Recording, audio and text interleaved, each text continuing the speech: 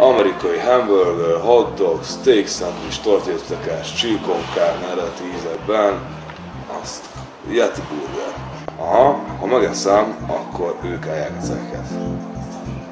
Na hát erre ránézek. Szerintem dobok egy ilyet, aztán majd meglátjuk. Én egy Yeti burger szeretnék, amit állítólag, hogyha egybe betolok, akkor azt fogják nekem kifizetni. Ez így igaz. Ez így igaz? Hát akkor egy extreme Yeti burgert kérek. Természetesen. Valahol is van le. Úristen! Nem mondjuk, Jézus! Akkor meghoztam önnek az extrém Jézus! Aha. Vagy a szekedes egészségével.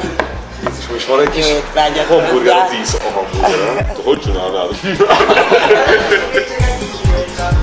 Ha láttok, hogy is magamra húzzam.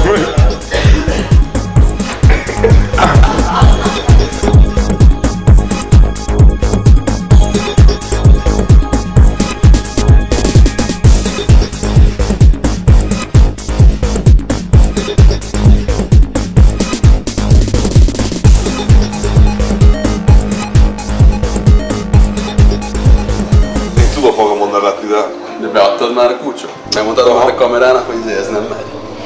Nos srácok, megmalmoztak.